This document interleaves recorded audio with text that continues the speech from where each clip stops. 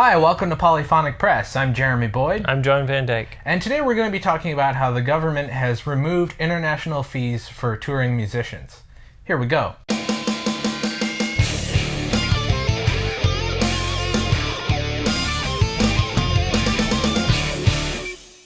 So we are in Canada, in case you didn't know, and I guess it was a year or 2 years ago, somewhere around, I think I remember doing it on the podcast, where the Canadian government set up ridiculous fees for touring musicians, basically musicians who are coming in from the United States, from Europe, all over the world. Basically any musician or band that wasn't Canadian coming into the country had to pay ridiculous fees because there was a bill that was passed making sure that jobs weren't being taken away from Canadians. And it went for all jobs, but part of it was musicians.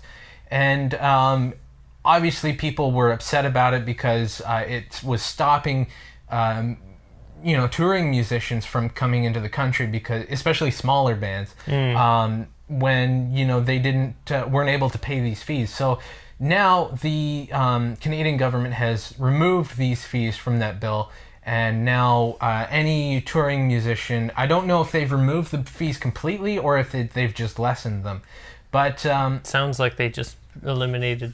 Yeah, it sounds like touring musicians are exempt from it. That's what it sounded like. Yeah.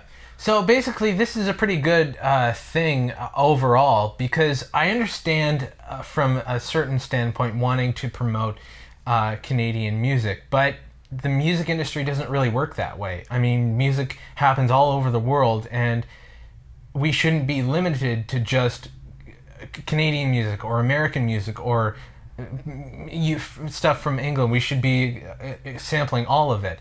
And my thing is, I don't care really where the music comes from. All I care about is it good?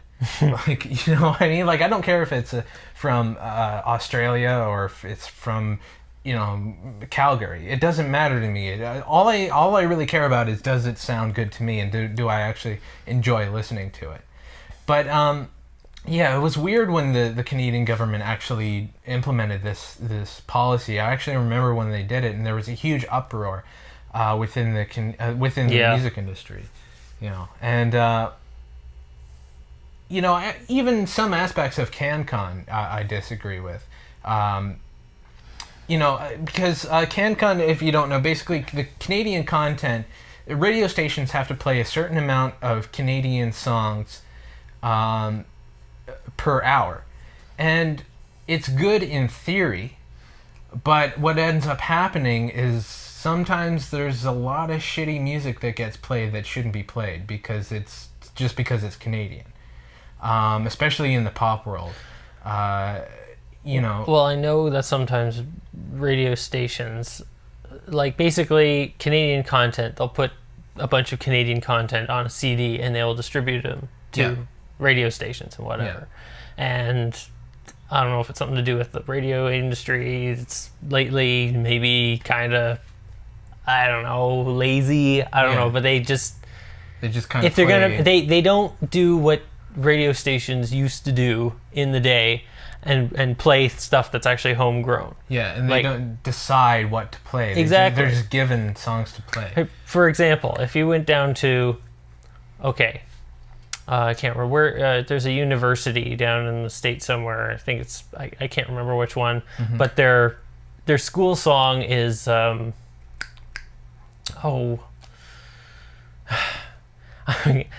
pulling blanks here. That's not fair. I can't even think of the name of the band that does it. It's now I can't think of the name of the guy that's in the band that plays the song. And oh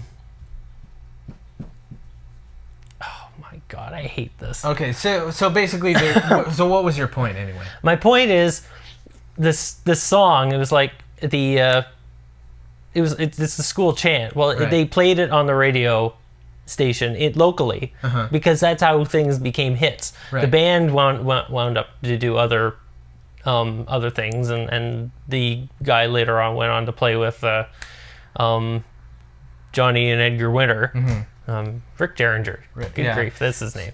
So that's how music used to be exposed on radio. There was a big CKLW. It was huge in the 70s, which is a radio station that made a lot of hits. The radio station was responsible for the hits.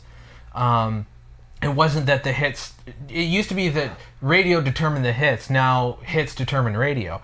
Yeah. So a lot of that I can understand. But getting back to the main theme of the video, I understand countries wanting to protect their culture, but we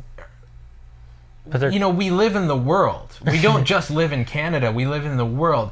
Our culture is all around the world. Our culture includes, whether you like it or not, our culture includes the States. Our culture includes England. We're exposed to not just Canadian things. So to exclude musicians from other countries coming into the country, it just isn't fair to put these fees. And, the bigger musicians can afford these things. Yes. We're not talking about that. We're talking about smaller bands who are trying to gain exposure and are maybe, it might be a smaller band opening for a bigger band, and the smaller band still had to pay these fees. And that was a huge problem because the smaller bands couldn't go with the big band to play the shows that they needed to play in order to gain exposure. And so I really wonder how that Hacienda opening for the Greenhorns would have gone if that was in place at the time. Yeah, which it wasn't. That was before. That was before they introduced it. Yeah.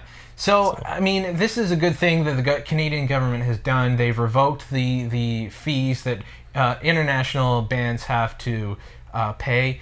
If you guys are actually in another country, do you have something similar to this? Do you actually, do you have fees that musicians coming into your country have to pay? I'm kind of curious about that. I think actually there is a live music fee in England when it comes to touring musicians. If they come from another country, they gotta... It's almost like, I don't know, it's almost like the fee for busking if down in Toronto or something. It's something like that, but it's issued by the British government. Yeah, so let us know in the comments if you guys have anything like that in your country.